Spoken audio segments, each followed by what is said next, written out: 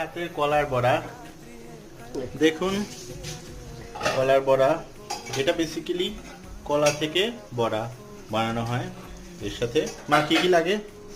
চালের গুঁড়ে, কলা, চিনি, তেল, সোয়াবিন তেল। এইগুলো তাই না? এটা তো তোমার অনেক তেল খায়, কিন্তু খেতেও তো ভালো লাগে, তাই না? সো এটা আসলে পাকা কলা থেকে হয়। পাকা কলা অনেকগুলো থেকে তারপর সুন্দর করে মুচমুচে করে ভাজা হয়, তাই না মা?